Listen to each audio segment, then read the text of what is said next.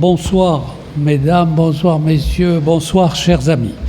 Merci à ceux qui sont là parce qu'écoutez, vous avez pu braver cette chaleur massacrante, il faut bien le dire, hein. Jamais on utilise ce genre de terme, mais là c'est le cas. Et évidemment, beaucoup de personnes n'ont pas pu se déplacer, nous leur en voulons pas. Mais il se trouve que la conférence est enregistrée, qu'elle sera sur le site Mairie 6e YouTube et ainsi que sur le site Le Pont des Idées et également publiée par la revue Passage. Donc vous aurez accès à cette conférence. Bon, je vais vous présenter un peu cette soirée et je laisserai notre ami Boualem Sansal s'exprimer. Après la Seconde Guerre mondiale, né à Baumerdès, bon, pour ceux qui connaissent, c'est la banlieue d'Alger, un homme nommé Boualem Sansal qui allait commencer par avoir une brillante carrière, cher Boualem, dans une Algérie devenue indépendante en 1962. Et il va bifurquer assez rapidement sur les chemins, j'allais dire, hugoliens. J'aime bien cette expression parce qu'il adore la poésie de la littérature. Alors, il aura connu, évidemment, la crème de la littérature en Algérie française, à l'époque de nombreux écrivains algériens, mais aussi Camus, un pied noir, qui écrira entre autres de magnifiques chefs-d'œuvre comme Nos, pour ceux qui ont lu, ou L'étranger, mais il a connu aussi la France coloniale dans les dernières années et les premières décennies d'un régime algérien que Sansal, mon cher Boualem, arrivé à l'âge mûr et doté d'une plume littéraire, accablera très vite, pour ceux qui ont lu Le Serment des barbares. Il écrit cette chose-là: ce pays n'est pas gai, un sortilège le maintient au plus bas, et son peuple, tributaire de ses chaînes, le hante comme un fantôme vadrouille dans sa demeure. Qui a dit que Boualem Sansal n'aimait pas sa terre natale? Il en est imprégné jusqu'à la moelle, mais avec des accents qui ne sont pas ni nationalistes, ni terriens, mais plutôt des accents qui empruntent à la fois à Saint-Augustin, à la Genèse. Il y a une sorte d'altérité logée en toi, cher Boualem, cette altérité est au cœur de ton humanité, avec toutes sortes d'accointances méditerranéennes, mais aussi arabes, bien sûr, hébraïques, andalouses et françaises. On a le privilège aujourd'hui d'accueillir d'abord, je voudrais le signaler, d'abord un grand écrivain, un esprit libre, un honnête homme, que je vous recommande de mieux connaître en lisant ses livres, car là est l'essentiel de Boualem. Plus que la tempête médiatique, et quelle tempête, qui en a fait, c'est devenu une espèce de star, malgré lui, parce que Boualem et Nazia, ton épouse que je souhaite associer à cette soirée, forment un couple, vous êtes charnellement unis. Je révèle pas un détail de votre intimité, sinon que dans son dernier livre, il en parle avec chaleur, amour, et pour montrer à quel point il est lié à son épouse. Ils sont tous les deux épris de la vie et leur combat se nomme liberté. Alors, son armure, contrairement à ce qu'on entend dire ici et là, n'est pas l'extrême droite ou l'extrême quelque chose, mais c'est son verbe.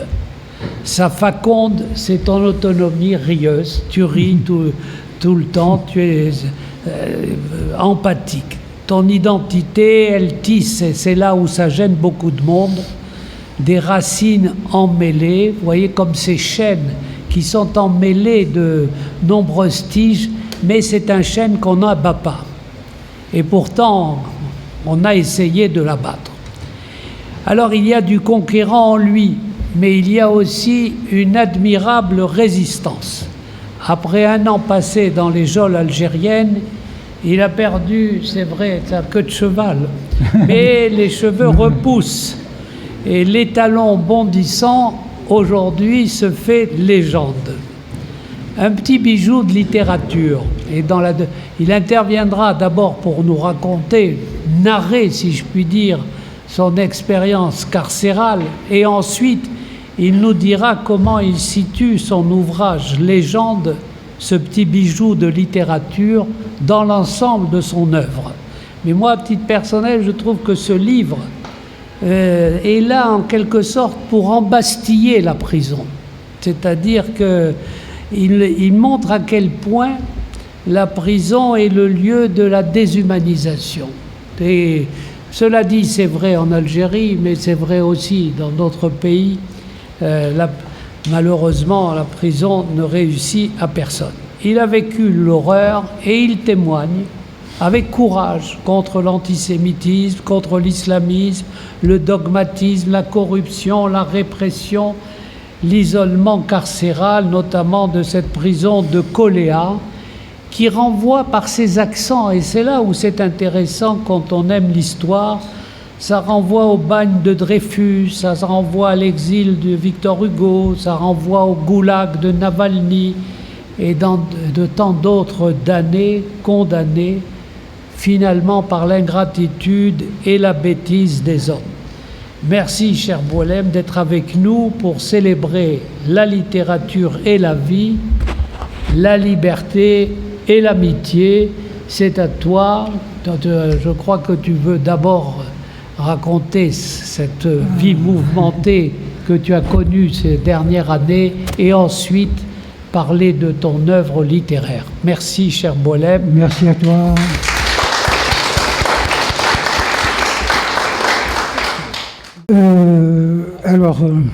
Qu'est-ce que je peux vous dire par où? Alors, Émile pense que c'est mieux de commencer par la fin. Moi, je pensais que c'était bien de commencer par le début. Mais bon, je vais te suivre. On va parler de la fin et on va remonter la fin, c'est que il y a une année, ou maintenant une année et demie, j'étais à Paris, j'ai fait une tournée littéraire formidable à propos de mon dernier livre, Le français, parlons-en. C'est un sujet qui me préoccupe depuis très très très longtemps. Depuis des années, je constate, et vous tous, que le français s'appauvrit. Et ça amène à une question, qu'est-ce qui s'appauvrit ?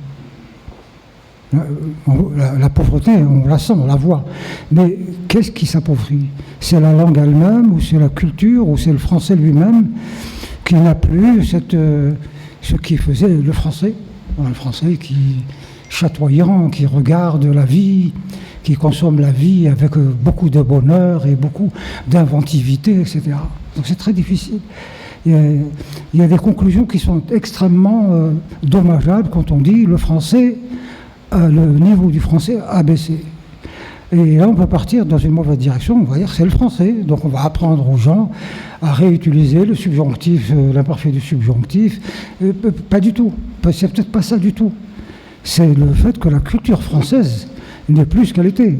Le français est né dans un temps, un espace culturel très, très riche, le XVIe siècle, XVIIe, on découvrait la pensée grecque, on découvrait aussi la pensée chinoise, asiatique, et le français a connu une éclosion fantastique. Et le français a enrichi le français langue, a enrichi le français citoyen, qui était un paysan, un rustre, et puis le contact avec la langue l'a modifié de l'intérieur. Et donc, la langue ne s'est pas réellement appauvrie. Le français, peut-être un peu, mais je pense que c'est surtout la culture française qui s'est...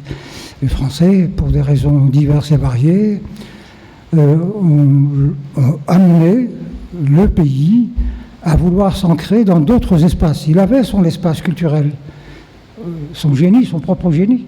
Le français se développe en France.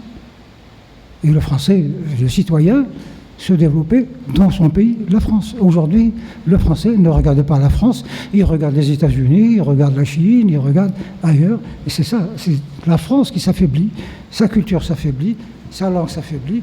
Le Français, au bout du compte, le Français s'affaiblit. C'est une chaîne de démission, de faiblesse et de...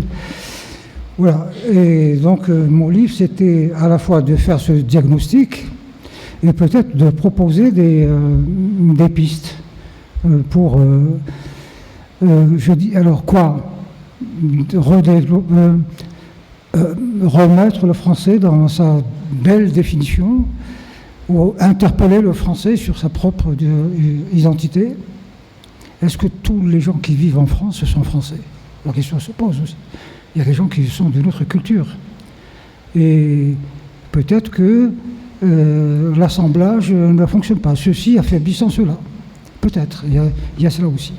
Il y a aussi le fait que, par exemple, le président de la République a osé dire cette chose. Il est très dommageable de dire que la France n'a pas de culture. C'est le président. Quand le président de la République dit cela, il faut partir, il faut émigrer, c'est fini, il faut l'écouter, le suivre, aller chercher sa place ailleurs.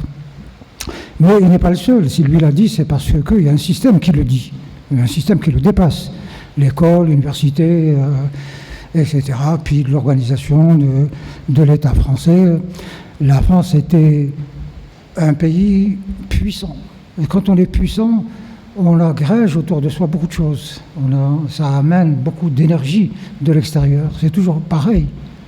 C'est celui qui est pauvre, celui qui est faible, va vers qui? Il va vers le riche, qui va lui donner du travail, il va vers le puissant, qui va le protéger. Donc, et quand, comme c'est le cas en France, tout s'affaiblit, l'économie, la langue,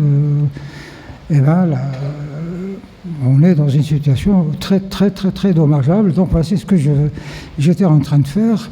Et puis je suis rentré à Alger, j'avais fini ma petite tournée. Et je rentre tranquille, à l'aise. J'avais laissé ma femme à Paris. Elle avait eu, 2 années auparavant, elle avait eu une sorte de cancer dans la gorge. Elle était là pour soigner son cancer. En fait, elle était déjà guérie. Elle faisait des contrôles réguliers. Donc j'étais rentré à Alger pour quelques jours. Et puis j'allais revenir au bout de quelques temps pour récupérer ma femme et rentrer en Algérie. Et là, j'ai été arrêté à l'aéroport. Je descends de l'avion, je passe au service de la douane, et là, le policier, quand il scanne mon passeport, et puis je le vois, il le scanne, puis je le vois tiquer, il regarde son écran, il fait ça. Je me suis dit, oulala, il y a quelque chose. Et j'ai obtenu la confirmation tout de suite quand il me regarde, il me dit, quel est le prénom de votre mère et le prénom de votre père? Donc c'est une vérification d'identité pour éviter Bon, donc il s'agissait bien de moi. Et là, évidemment, il téléphone et des policiers arrivent en courant comme s'ils avaient attrapé Ben Laden, était là de passage. Après, c'est terrible, parce que à cet instant-là, quand des policiers vous entourent, vous menottent, vous passent les menottes et vous emmènent, vous commencez à comprendre que votre vie est terminée. Vous allez rentrer dans un processus, vous ne savez pas où il peut aboutir, pourquoi, comment, mais vous savez que vous sentez très fort que c'est la fin de quelque chose, quoi. Très, très, très, très fort. Je crois que c'est le moment le plus dur d'une expérience judiciaire. C'est au moment où on vous passe les menottes, et puis vous comprenez bien que c'est un complot, qu'en fait on vous a arrêté pour vous tuer, pas pour... C'était clair. Je suis un citoyen honorable, je vis en Algérie, tout le monde me connaît, j'ai jamais été arrêté, j'ai jamais eu le moindre problème avec le régime, donc ça c'était quelque chose de spontané, de particulier, j'avais compris cela. On m'enferme dans le sous-sol de l'aéroport pendant une 12aine d'années, et puis vers minuit, par là, 1h du matin, des policiers en civil, habillés un peu comme ça à la diable, viennent, me passent la cagoule, les menottes, la cagoule, une cagoule, et m'amènent où, je ne sais pas. La voiture a roulé pendant plus d'une heure. J'essaie de deviner sous ma cagoule, j'essaie de deviner au chaos de la voiture dans quelle direction on est en train d'aller. Bon, on est arrivé, peut-être il était 2 heures du matin, dans une sorte de, peut-être de caserne, je ne sais pas quoi, et je me suis retrouvé dans une cellule, dans une pièce, où il n'y avait absolument rien, ni matelas, ni lit, ni fenêtre, ni rien, juste une porte. Et on m'a laissé là-dedans pendant 6 jours, sans interrogatoire, j'avais droit le matin à un verre de lait ou de café et un morceau de pain. 6 jours. En 6 jours, j'ai maigri d'une dizaine de kilos, pas seulement à cause de la nourriture, mais à cause de... on n'arrive pas à y croire. C'est ça qui est terrible. Vous êtes dans un monde qui n'est pas le vôtre, vous n'arrivez pas à comprendre. Mais qu'est-ce que je fais ici? Mais c'est pas possible. C'est pas possible. Et j'étais finalement très heureux lorsque le 6e jour, ou 7e, on vient me chercher de bon matin. C'était toujours des gens en civil hein, qui me disent « arrange-toi, arrange tes cheveux ». J'étais presque habillé comme ça. C'était novembre, j'avais juste en plus une veste ou un manteau. Et là, on me met dans un fourgon et il faut être couché.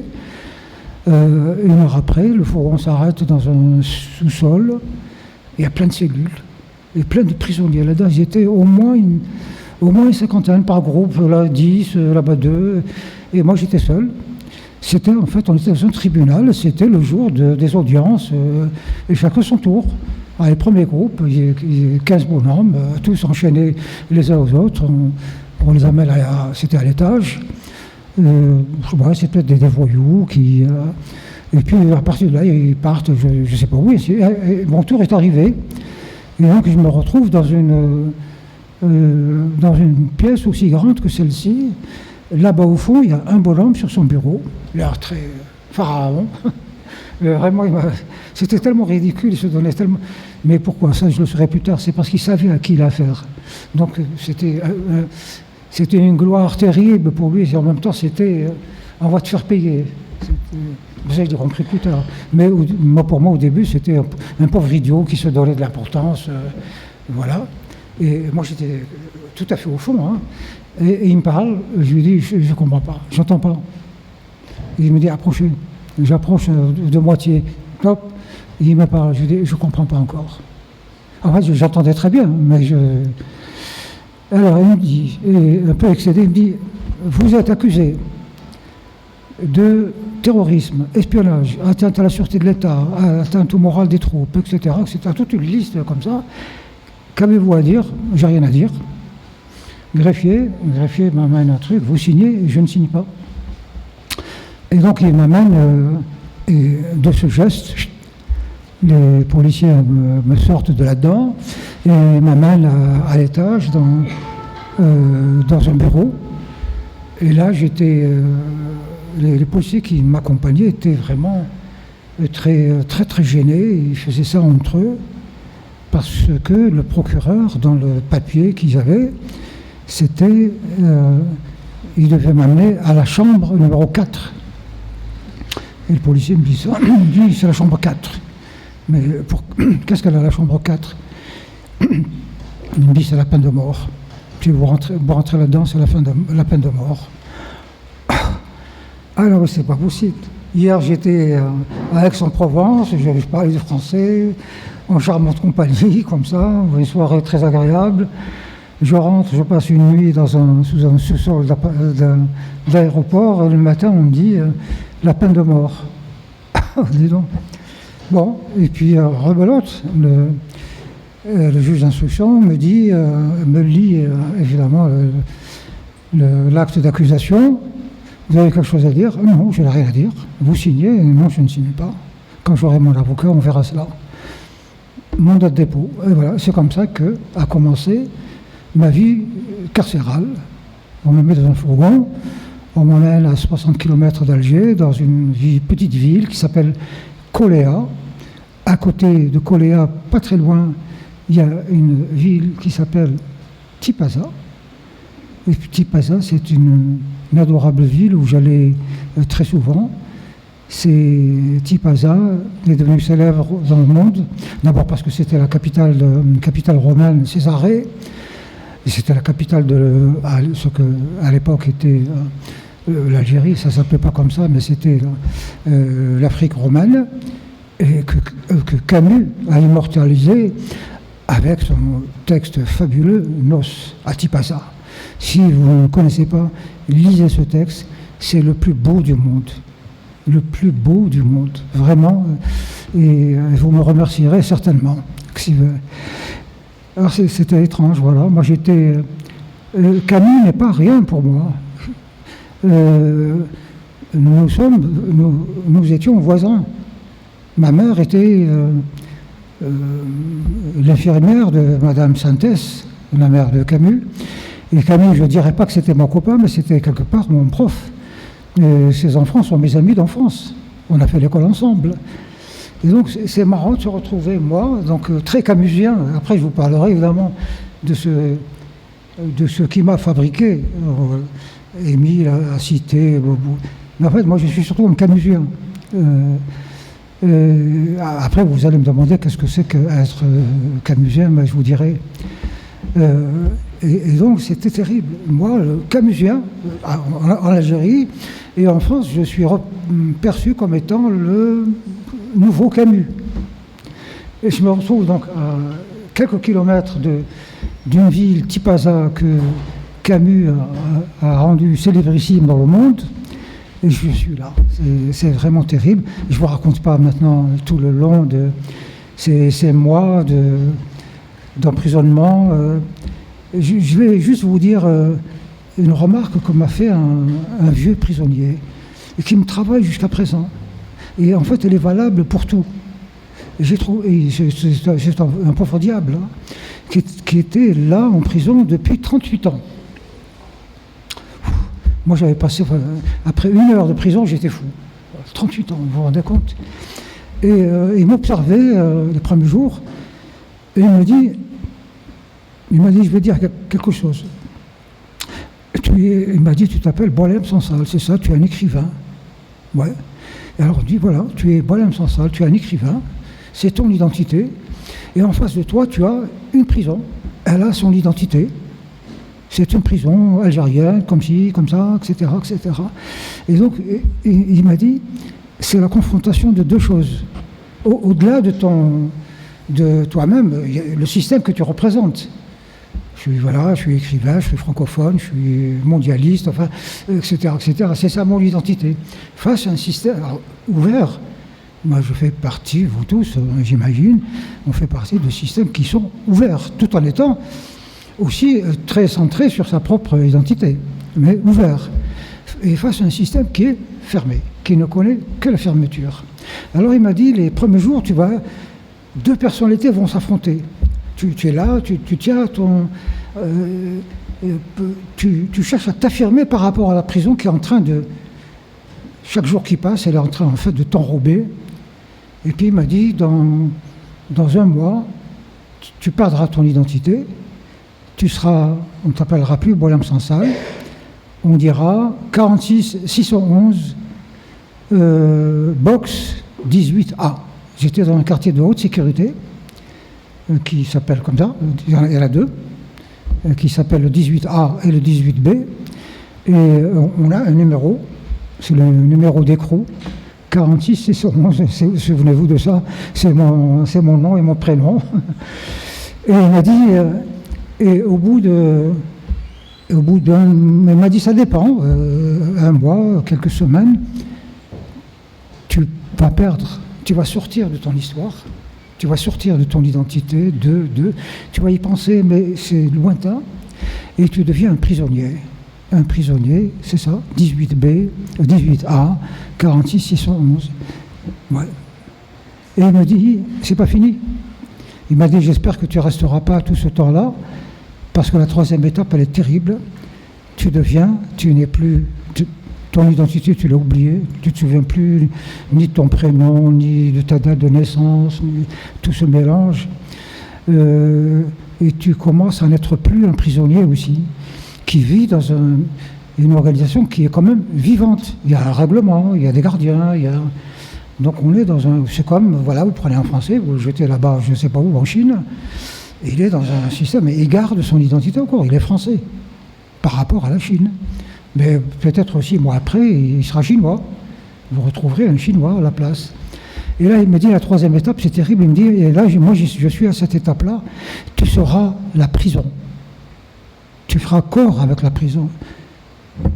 Alors, il me dit, mais tu ne peux pas l'imaginer, ça c'est quand tu as été condamné à 5 ans, c'est peut-être trop tôt, tu n'arriveras pas à ce stade, mais peut-être que si tu fais des bêtises, et je pense qu'ils vont te prolonger ton incarcération, et à un moment donné, tu seras la prison. C'est-à-dire tes atomes avec les atomes de la prison vont se mélanger, tu es au rythme de la prison, et là, et il dit alors, mais tu seras très heureux. Moi, je suis très heureux maintenant. C'est fini le monde, je sais plus ce que c'est. Là, j'ai ma vie, et je dis, mais sortir? Non, il m'a dit, j'ai plus rien. Ça aussi, c'est remarquable. Au bout d'un certain temps, les familles abandonnent leurs prisonniers. Parce que ça devient une corvée d'aller les voir enfin, en Algérie, c'est tous les 15 jours. Droit de visite, c'est tous les 15 jours. Donc, et c'est pas évident. Moi, ma femme, pour venir me voir, elle s'est battue les premiers temps pendant plus de 2 mois. Moi, j'étais arrêté en novembre, c'est seulement en janvier qu'un jour, je vois arriver ma femme. J'ai presque failli ne pas la reconnaître. Il y a un choc terrible. J'avais même à un moment donné oublié son visage. J'y pensais, mais j'arrivais pas. Et on n'arrive pas à garder. Les images, c'est quelque chose de très éphémère. Hein. On oublie très rapidement les visages. Vous ne voyez pas quelqu'un une année, après vous vous souvenez de l'allure générale, mais pas de manière précise. Vous ne voyez pas le visage de manière précise. Et ça, c'est terrible, parce que le visage, c'est la partie la plus, on va dire, c'est celle qui identifie le plus la personne. Bon, et donc je suis devenu un prisonnier, et j'ai appris à vivre la prison. Il faut se défendre. Moi, j'étais dans un quartier de haute sécurité, avec des islamistes, et des gens, attends, pas détendre, hein. Des gens qui ont fait le Daesh et qui ont fait la Tchétchénie, en particulier un qui était mon voisin, pas loin, qui s'était battu en Tchétchénie, qui a été condamné, arrêté par les Russes et condamné à 20 ans de prison. 20 ans de prison chez les Russes. Et chez les Russes, les prisons, c'est terrible, hein. Il a passé 20 ans et puis il a cru que bon, c'était fini, il avait vieilli, je vais rentrer chez moi et puis c'est fini. Il rentre comme moi, il a été arrêté à l'aéroport et on lui recolle 20 ans encore. Ça fait 40 ans, il est encore là, je l'ai laissé là-bas. Et bon, voilà. Qu'est-ce qu'il y a? Je vous dis juste 2 ou 3 trucs qui sont vraiment importants pour nous. Par exemple, j'ai découvert qu'on peut se passer de tout. On peut se passer de drogue, de cigarettes et de boissons si on est alcoolique. Moi, j'ai vu en prison des gens qui étaient des drogués, des alcooliques, et puis bon, c'est fini, ils ont été sevrés. Mais pour nous, quelque chose de terrifiant, à quel point j'ai découvert combien on avait besoin de livres, de littérature. Ça me manquait. Moi, je ne fume pas, je ne bois pas, donc je n'avais pas de véritable... Mais le livre, mais c'est terrible. Je passais mon temps à cela. Et donc, j'ai lancé des tas de messages aux co-détenus, trouvez-moi des livres. En prison, il y a des trafics, donc on arrive à tout trouver dans une prison. Hein. Bon, ils ont bien cherché, et ils ont trouvé 2 livres. Ah, quel bonheur! C'était Victor Hugo, Notre-Dame de Paris. Un vieux livre, tout abîmé, mais encore intact. Je l'ai lu, je crois, 5 ou 6 fois. Je le termine, hop, je reprends, parce que c'est tout. Et puis le deuxième, c'était Monterland. Ça m'a rappelé des choses. Monterland, évidemment, peut-être pour beaucoup d'entre vous, ça ne dit pas grand-chose. C'était un écrivain très bon, hein. Mais enfin, c'est pas de la dimension de Victor Hugo etc. Mais pour moi, il a représenté quelque chose de formidable. J'avais appris que Montherlant c'était un bonhomme un peu bizarre, hein, une famille très riche, évidemment peut-être un peu enfant gâté sur les bords. Et je ne sais pas ce qui s'est passé dans sa tête, il est devenu suicidaire. Ah, il ne pensait qu'à ça. Son rêve, son plaisir, son truc, c'est je me suicide, je veux mourir. Et pourtant, il publiait des livres plutôt très optimistes. On ne sentait pas cela dans ces livres. Sa famille lui a fait faire le tour du monde pour qu'il guérisse de cette neurasthénie, cette tentation suicidaire. Ils étaient très inquiets pour lui. Et quelqu'un lui a dit, écoute, tu devrais aller en Algérie. Il y a du soleil là-bas, c'est le folklore, ça va, ouais, bon, truc, bon. Et sa famille lui a pris un billet de bateau pour une semaine. Il est resté 5 ans. Il est resté 5 ans. Il est tombé amoureux fou de ce pays, mais tout particulièrement d'Alger. Il a vécu à la Casbah, comme vivaient les gens de la Casbah. Et il nous a laissé un livre, mais pour moi c'est un livre de 25 à 30 pages, hein, mais pour moi absolument délicieux. Et quand j'en parlais, après ma libération ici, j'en parlais, mais tu es sûr que Montherlant a écrit ce livre-là? Mais je crois que j'étais le seul à savoir que Montherlant avait écrit ce livre. Il faut dire qu'il l'avait publié à Alger, et que peut-être chez un éditeur pas connu, quelques exemplaires, et puis le livre a disparu. Et c'était en fait des petits tableaux.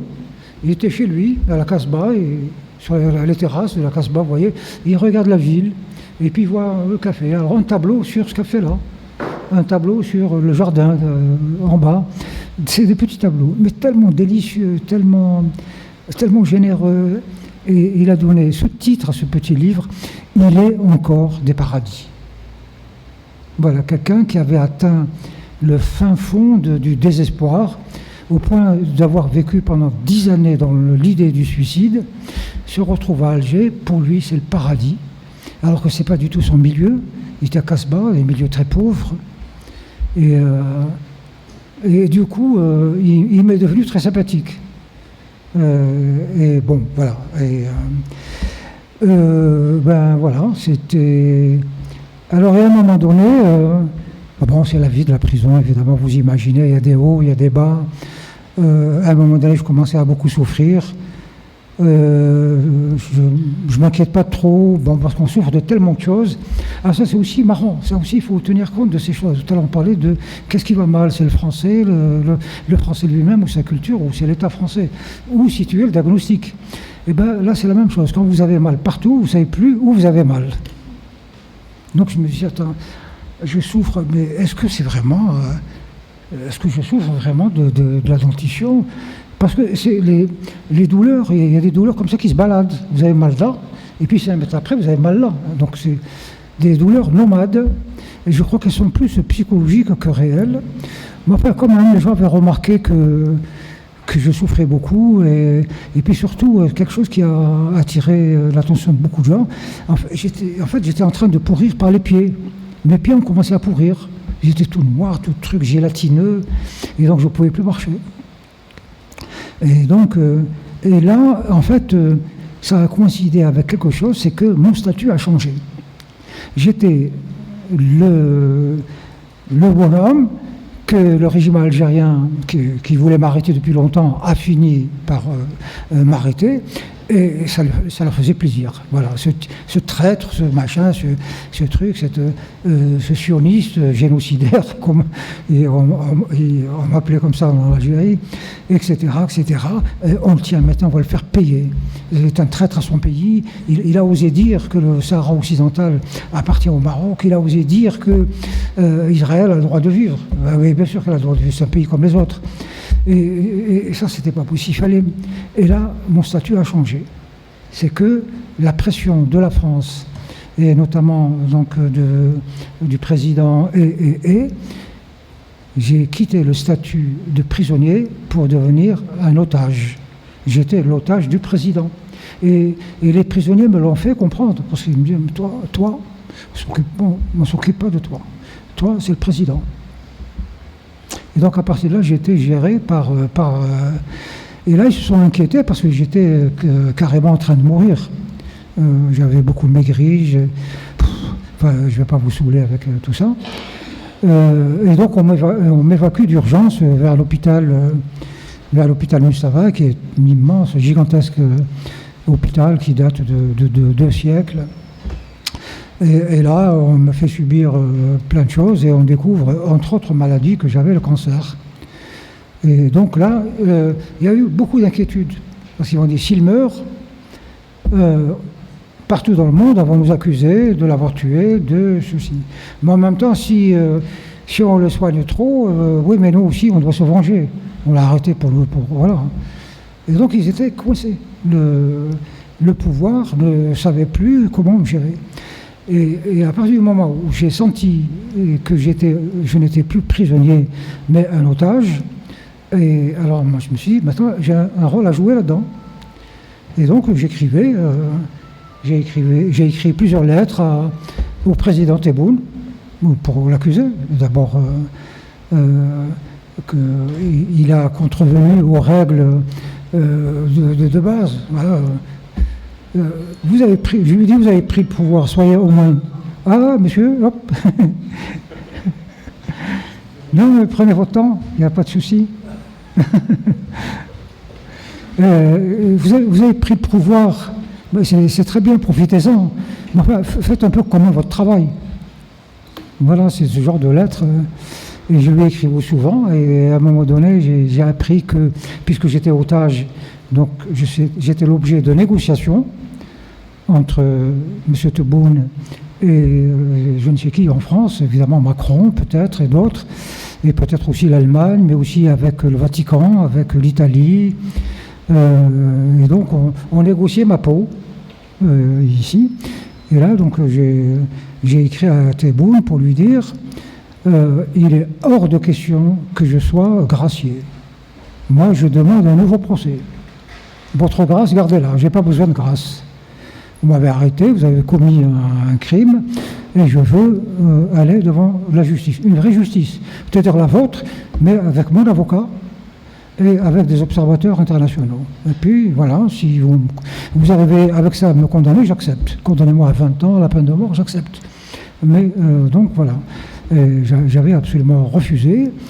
Et c'est ce qui explique un peu mon différend avec Gallimard, dont on a beaucoup parlé. C'était un des aspects. Quand ma femme venait me voir, alors comme j'avais commencé à vous le dire, qu'elle n'a pu obtenir la première autorisation qu'en janvier. Après, donc, ça faisait déjà 2 mois que j'étais en détention.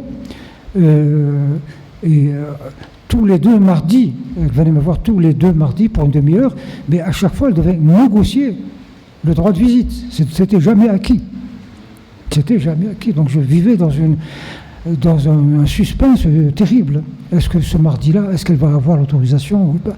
Et donc je l'imaginais là-bas, à Alger, au tribunal, faire la queue devant le bureau du procureur, des queues interminables de familles qui attendent aussi des autorisations de visite. Et elle était là, elle fait son tour de... Voilà, elle attend. Et puis elle rentre, bonjour monsieur le procureur, voilà. Oui, bon, ouais, d'accord, allez, voilà. Donc c'était ça. Elle me disait à chaque fois, c'était très humiliant, très... Et donc j'avais dit, gardez votre grâce, j'en veux pas. Et à un moment donné même, j'ai fait une grève de la faim, parce que c'est inacceptable. C'est comme aujourd'hui, les gens, ils ne comprennent pas, ils disent, bon, Msensal, il est ingrat, il a dit, je vais quitter la France, Mais je l'avais dit à l'époque, j'ai dit à ma femme, c'est la rumeur qui me parvient ici en prison, c'est qu'ils sont en train de négocier une grâce. Dis-leur, fais passer le message jusqu'à Macron pour dire, je ne veux pas de grâce, demandez un nouveau procès, ou laissez-moi tranquille. Je ne suis pas un mouton qu'on négocie. Et voilà. Mais ça s'est fait. Mais c'est qu'on ne vous dit pas. Tu veux que je raconte la suite? Oui, bien sûr, mais c'est juste une question qui se pose, que beaucoup de gens se posent. tu étais un prisonnier très gênant pour le régime algérien. Mais tu as refusé de signer au début tous les papiers, tu as refusé la grâce. En somme, c'est comme si tu ne reconnaissais pas ce régime algérien, d'une certaine manière. Alors, il y a eu une explication politique qui a consisté à dire que c'était parce que tu reconnaissais que le Maroc avait droit de souveraineté sur le Sahara occidental. C'est disons, une raison comme une autre. En vérité, il n'y avait aucune raison pour t'arrêter, mais jusqu'à maintenant. Mais est-ce que, d'une certaine manière, c'est pas illusoire que de demander qu'un régime autoritaire comme celui qui est à Alger, qu'un régime dont, depuis des lustres, les libertés et la démocratie sont étrangères, que ce régime fasse un procès? C'est là, il y a quelque chose. Oui, c'est contradictoire. Est-ce qu'il n'y a pas une souffrance, finalement? Mais il faut faire quelque chose. C'est-à-dire... Parce que c'est où tu restes dans ta cellule, tu vis, tu attends que les années passent. Dans le cas des prisonniers célèbres qui sont sortis, ils ont pu, en quelque sorte, avoir un procès quand le régime a changé. Mais le régime lui-même n'était pas en mesure, en quelque sorte, de faire ce procès. Est-ce que l'Algérie peut faire aujourd'hui un procès au citoyen Boualem Sansal? Non, pas du tout. Mais ce n'est pas une raison, c'est pas parce que quelque chose est impossible au bout qu'il ne faut pas faire le chemin. Il faut quand même, voilà. Donc moi, je savais très bien, évidemment. Je connais le régime, et je le connais très bien, et je le connais même de l'intérieur. Voilà, donc... oui, il était... Mais quand même, c'est qu'à un moment donné, ils ont accepté de négocier. Pas avec moi, évidemment, mais ils ont accepté de négocier avec les Allemands. Ça veut dire que ça reste quand même possible. On l'a vu aussi, Poutine, qui est d'une dureté exceptionnelle, il a quand même libéré plusieurs politiques qui avaient été quasiment presque condamnés à mort, de manière informelle, mais condamnés à mort. Ils étaient en prison dans des conditions absolument abominables, mais la pression internationale a été telle que ils ont été élargis, ils se sont Navalny et compagnie, ils ont fini. Non, je crois qu'on peut faire plier un régime. Un petit prisonnier dans ce petit coin peut faire plier un régime. Mais il faut un contexte particulier. Et là, le contexte s'est présenté, c'est qu'il y a eu une réaction en France, surtout populaire. La réaction officielle, elle est normale. Ils font leur métier. Un Français est arrêté quelque part où il a disparu. Le Quai d'Orsay, naturellement, s'occupe de la chose. Mais là, moi, je pense que c'est la mobilisation populaire. Et les régimes de dictature, ils n'ont peur de rien. Ils ont peur du peuple.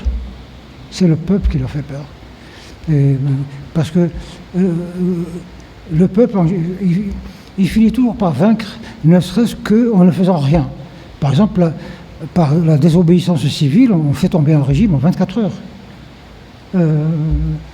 Le pouvoir, le Chili, le régime d'Allende est tombé en 24 heures parce que le syndicat des transporteurs a décidé, des obéissances civiles, on ne fait rien, on ne travaille pas. Et une semaine après, le pays était dans un état de famine, tout s'est arrêté, plus rien ne fonctionnait, et le régime est tombé. Donc, bon, mais ça reste un mystère, on ne sait pas trop. On se pose la question pour Glaise. Bon, moi, c'est fait. Il y a eu de la mobilisation française importante. Pour Glaise, elle a été quasiment nulle. Il y a eu une très faible mobilisation, notamment des sportifs, des journalistes sportifs. Il n'y a pas eu de mobilisation internationale, seulement maintenant avec la FIFA, mais ce n'est pas un État, la FIFA. Bon, elle a pris une décision très symbolique et très forte, mais du coup, qui le sait maintenant, elle a été oubliée. On a mis une chaise avec le nom de Christophe Glaise là-dessus. Voilà, dans les tribunes. Qui regarde ça maintenant? Voilà, la coupe a démarré il y a une semaine. Déjà, cette histoire est oubliée. Alors que là, la mobilisation, pour moi, en France, Elle a commencé peut-être à Paris avec Moniteur, etc. Mais elle a essaimé, c'est dans tous les villages, partout, toutes les communes, les universités, partout. Donc c'est devenu un phénomène mondial. Oui, mais Christophe Glaise n'est ni algérien ni juif, donc il n'attire pas les foudres médiatiques. Oui, mais c'est ça. Et quelle est la raison, si raison il y a, pour que le pouvoir algérien maintienne un jeune journaliste? Moi, je crois que le régime algérien se sent humilié de m'avoir libéré. Parce que c'est la culture du pays. Nous, on ne recule jamais. Souvenez-vous que après 73, la guerre des 73 entre les pays arabes et Israël a gagné, les armées arabes coalisées ont été défaites. Les Arabes se sont trouvés dans une situation, une humiliation absolument extraordinaire, aussi grande que l'humiliation qu'avait connue l'Allemagne après le traité de Versailles. Voilà, il y a des peuples qui supportent très mal les humiliations. Les Allemands, le traité de Versailles était une telle douleur pour eux qu'il fallait absolument se venger, et notamment de la France, qui a été évidemment signataire du traité de Versailles, et le pays qui l'a appliqué avec le plus de rigueur, c'était les réparations. Les Allemands payaient à la France, je ne sais pas combien de milliards de Deutschmark. Les Anglais, au bout d'une année ou deux, ils ont dit non, ils ont besoin de leur argent pour se reconstruire. La France a dit non, ils continueront à payer. Ah ben voilà, 30 ans plus tard, la guerre, vengeance. L'armée allemande n'a pas réellement occupé la France. Elle cherchait à se venger de l'humiliation que le traité de Versailles lui a... Et alors dans ce domaine des relations entre la France et l'Algérie, il y a une espèce de politique de repentance qui a été maintenue par les différents régimes français et notamment par le dernier avec Emmanuel Macron sous l'influence de Benjamin Stora. Est-ce que c'est une voie qui n'a pas d'issue et qui est périlleuse, et c'est pas comme ça qu'il faut négocier avec l'Algérie? Oui, le pouvoir français s'est mis il a capitulé, mais il a capitulé depuis toujours. Je veux dire que, oui, Macron, évidemment, a été très loin. Un chef d'État n'a pas le droit de se prononcer sur ces questions. Et on ne l'a pas élu pour ça. On l'a élu pour gérer et gouverner un pays, pas pour faire de l'histoire. Et ça, c'est les peuples qui font ce travail de deuil, de réflexion, etc., avec leurs écrivains, avec leurs artistes. C'est le peuple, lui, dans sa profondeur, qui décide, et dans sa culture judéo-chrétienne et puis chrétienne, c'est en fonction s'il décide de passer l'éponge ou pas. Et là, c'est un fonctionnaire. Il n'a même pas parlé en tant que président de la République, il a parlé comme ça, comme le premier des fonctionnaires. Non, il n'était pas d'accord. Il faut faire un référendum, il faut mettre le sujet en débat. Il ne l'a pas fait, mais il n'est pas le seul. Sarkozy ne l'a pas fait, Hollande ne l'a pas fait, et ainsi de suite, et Chirac, et Mitterrand, et tout ça. Ça a commencé en 1962. Au moment de l'indépendance, il s'est passé quelque chose dans le tréfonds français. On a mal fait, on a colonisé, on a détruit, crime contre l'humanité, on l'a fait. C'est très catholique, je veux dire. Il faut une démarche d'expiation. Et donc le lendemain, la France se vient à genoux et pour dire on va vous aider maintenant à reconstruire et on reconnaît et on va réparer et là il fallait le faire, mais pas de cette façon-là. Et de quelle façon? Il y a mille et une façons. La coopération, les pays coopèrent entre eux de mille et une façons. Le commerce, il y avait par exemple les Algériens qui n'avaient pas de travail en Algérie, et ils venaient, ils trouvaient du travail ici. Donc c'est des choses comme ça. Ce sont les peuples.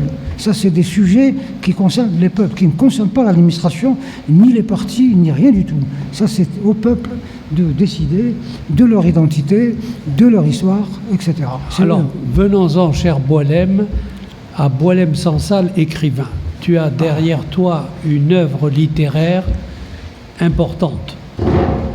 Tu as publié plusieurs livres, donc depuis Le Serment des barbares jusqu'à La Légende.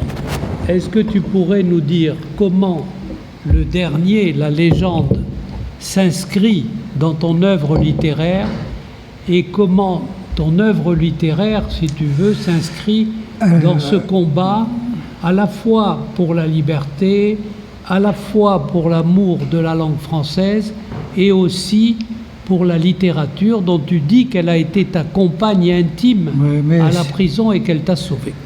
Mais ça, on ne le sait pas parce que l'écrivain produit des livres. Voilà, c'est tout. Ça se résume à cela. Mais à un moment donné, et notamment les observateurs, se rendent compte qu'en fait, cet homme est en train de construire une œuvre. C'est plus seulement... Donc c'est des pièces. C'est des pièces sur lesquelles... je vais vous dire que le démarrage de... Moi, j'étais un scientifique. C'est pas parce que je l'ai voulu, c'est parce que au lendemain de l'indépendance s'installe un régime socialiste avec en arrière-fond une revendication identitaire, l'arabité, l'islamité et tout ça. Donc un certain nombre de décisions ont été prises. Évidemment, d'abord c'est de rompre avec l'Occident, d'une manière ou d'une autre, et ça a été... Donc on a renvoyé les pieds noirs, on a renvoyé les juifs, et tout pas. Donc voilà, c'est la pureté, voilà, l'identité, c'est entre nous, on reste entre nous. Bon, ok. Et puis, ils se sont trouvés devant, dès la première rentrée universitaire, qu'est-ce qu'on fait? Il y a la philosophie. En islam, la philosophie n'existe pas, n'est pas permise. La philosophie... avec, vous connaissez tous Averroès, qui est le premier dans l'univers musulman, après la découverte des Grecs par les musulmans, au Xe siècle. Ils découvrent les Grecs, ils traduisent, et ils découvrent Aristote, la raison. Et puis, à cette époque, l'islam, qui avait très bien démarré à partir du VIe siècle, il est né au VIe siècle, jusqu'au l'an 1000, c'était la grande civilisation, il s'est répandu dans le monde entier, et puis il est arrivé à une limite. C'est tout ce que la civilisation islamique ne pouvait pas aller au-delà. Et donc il y a eu des recherches de tous les côtés. Je vous en cite juste deux. Celle de Averroès, on est en Espagne. L'univers de la civilisation musulmane est arrivé à un plafond. Comment dépasser cela? Hop, Averroès, entre-temps, découvre les Grecs, et puis il dit, on va mettre dans la foi de la raison. On va ajouter de la raison. La foi, c'est tout ce qu'elle a pu donner. Elle ne peut pas donner plus. Et donc, il faut autre chose. La raison, la rationalité, l'expérimentation, enfin, vous voyez à quoi ça mène. Et Averroès s'est mis là-dedans, et ça a été un truc, une évolution rapidement. À cet égard, dans une discussion entre André Malraux et le général de Gaulle, le général de Gaulle disait à André Malraux, cher André, pourquoi vous parlez sans arrêt de la foi alors que vous n'avez pas la foi? Et Malraux lui disait, c'est parce que j'ai un sentiment religieux très fort. Mais oui, c'est tout à fait vrai. Mais Averroès, ce que là, évidemment, on ne dit jamais quand on parle d'Averroès, c'est qu'il était le ministre de la Justice du calife. Et donc c'était un salafiste, parce que le régime, à cette époque, le régime des Almohades et des Almoravides, c'était l'équivalent de Daesh. Il était donc ministre de la Justice d'un empire, c'est Daesh, à la puissance 10. Les Almohades, puis les successeurs, la dynastie almoravide, ils ont conquis le sud de la France à partir de Poitiers, l'Espagne, le Portugal, le Maroc, l'Algérie, jusqu'à la Libye. Et là, ils ont tué tant de plus, ce qu'a fait Daesh. Et le ministre de la Justice, et qui faisait tout ça, c'était lui. Mais il a découvert la Grèce, il savait que c'était évidemment dangereux, il a gardé ça pour lui. Et le jour où le calife, par dénonciation et tout ça, on a découvert qu'il fricotait avec la pensée païenne, il a été arrêté, condamné à mort. Il a été gracié. Pourquoi? Ben pas parce que son père, lui-même, était ministre de la Justice. Donc, c'est une tradition familiale. Quand même, c'était le fils du grand ministre de la Justice. Bon. Donc ça, c'est la première... Ça n'a pas dépassé l'Espagne. C'est resté en Espagne, ça s'aimait un peu, parce que aussi il y avait une communauté juive super importante, super construite et qui fonctionnait. Et qui, elle, dans cette situation de domination, a trouvé comme moyen de survivre quoi? La connaissance. C'est tout ce qu'ils avaient. Ils n'avaient pas d'argent. Ils n'étaient pas si nombreux que ça. Ils étaient nombreux, mais pas si nombreux que ça. Comment s'affirmer dans un système comme Daesh? Comment faire? Eh bien, ils ont trouvé... Eh bien, c'est eux qui tenaient l'administration du calife. Et voilà. Ils avaient le savoir.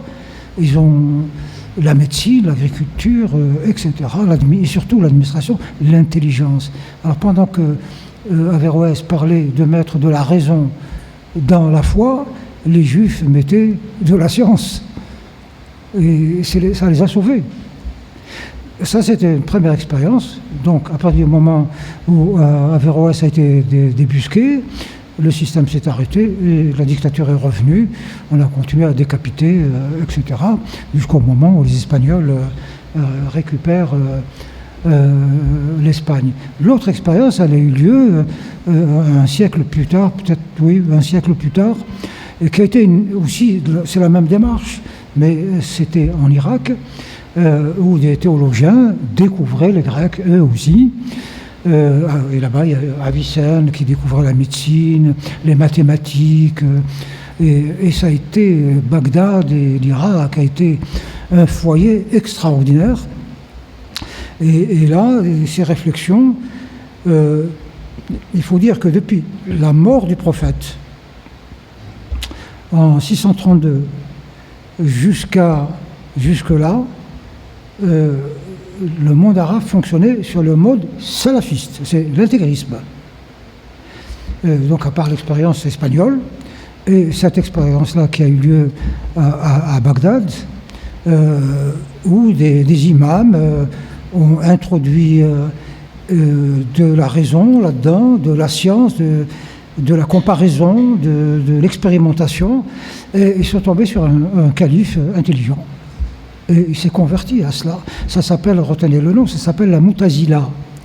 La Moutazila, ça a été un courant extraordinaire qu'aujourd'hui on appelle l'islam des Lumières, qu'un certain nombre de musulmans ici en France essayent de faire avancer. Vous connaissez tous peut-être Mohamed Harkoun à la Sorbonne, vous connaissez tous Malek Chebel, évidemment, qui a beaucoup écrit, Abdelwahab Medeb, qui avait une grande émission sur l'islam des Lumières à France Culture. Donc il y a beaucoup de gens, de musulmans très éclairés, mais ça reste très élitiste. Et l'islam, c'est les masses. Alors, donc, et ça, c'est une chose qui a fait que le seul pays, la seule région du monde où on a accédé à la démocratie, c'est l'Europe. C'est parce qu'à un moment donné, au Moyen-Âge, l'élite, c'était 1,01% de la population. Tout le reste, c'est des serfs et des manants et des vilains. Et puis, avec l'évolution, le rapport a commencé à... C'est-à-dire qu'il y avait de plus en plus d'élites. Et de moins en moins de mécréants, de gens simples, il y a de plus en plus. Et c'est ça, ils ont atteint le moment où ils pouvaient faire pression sur les nobles.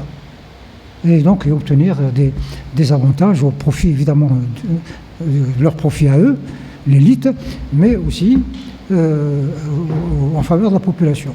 Et bien, à cette époque, à Bagdad, il y a eu ça. Il y avait beaucoup d'intellectuels, une vie intellectuelle intense. Et dans une ville qui est très riche, il y avait très peu de pauvres. Et donc les riches ont gagné, ces intellectuels ont gagné des espaces. Et c'était eux les fonctionnaires, c'était eux les ministres, c'était eux... Et là, ils ont fait une pression sur la cour. Le calife s'est converti. Ben, il y a une réaction immédiate dans l'ensemble du pays musulman. Mais où est-ce que vous allez ? Vous osez mettre en compétition Allah avec des raisonneurs, des gens qui raisonnent. Mais et ils ont été tous décapités. Aujourd'hui, Boualem, des écrivains comme toi, Ouais. comme Abdelwahab Medeb, Ouais. et comme Salman Rushdie, comme d'autres Salman comme Rushdie. ça, considèrent comme toi que le monde arabo-musulman est figé. Oui, oui. Mais qu'est-ce qui explique Il n'est pas. Qu'est-ce qui explique qu'il est alors que le monde arabo-musulman, c'est une cinquantaine d'États, c'est des millions de kilomètres carrés, Ouais. c'est un pourcentage non négligeable des richesses. Et donc pourquoi, alors qu'il a cette expansion même démographique, près de 2 milliards ou plus d'habitants, l'équivalent des chrétiens, pourquoi est-il figé? Et aussi, pourquoi aujourd'hui accepte-t-il ou répand-il un antisémitisme d'atmosphère? L'islam est une religion, elle est comme ça, hein. Elle se définit elle-même comme étant, il y a une expression arabe qui dit l'islam est din wa dunya. Din, c'est-à-dire il est religion, il est foi, mais il est dunya, c'est-à-dire il gère le monde. Voilà.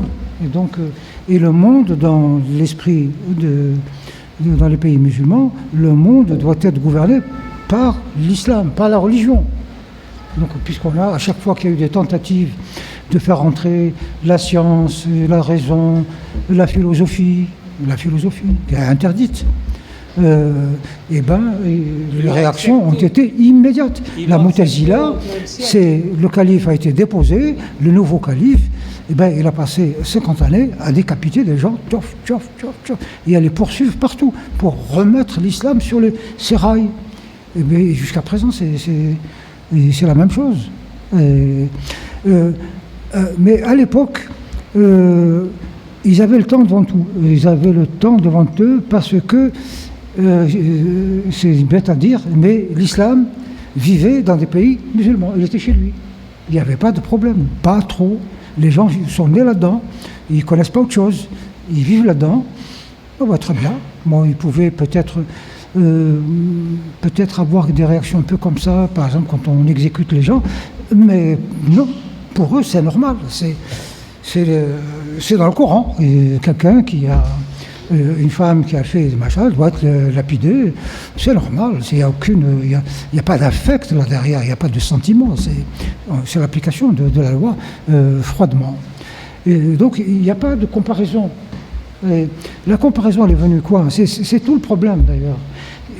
C'est que le problème du monde arabe commence avec la colonisation. Les musulmans ont conquis les territoires qu'ils ont conquis, ils ont mis en place leur système, ça fonctionne, ils sont entre eux, très bien. Ça a fonctionné 1 siècle, 2 siècles, 3 siècles, voilà. Et puis un jour, il y a l'Occident qui arrive. Et il fonctionne sur des bases totalement différentes. Pour eux, la foi, oui, accessoirement. C'est d'abord la raison. Voilà. Et la loi. Et la loi, elle ne vient pas de la Bible ou elle peut s'inspirer de la Bible, mais on est dans l'univers du consensuel. Donc c'est des choses qu'on définit ensemble. Et la colonisation arrive, et là c'est le choc. C'est le choc des idées. C'est incroyable. Et puis, c'était d'abord le choc des idées, et puis le choc des moyens. Évidemment, les colonisateurs européens, ils avaient des canons, ils avaient des trucs, et les populations des pays musulmans étaient maintenues vraiment dans des niveaux très...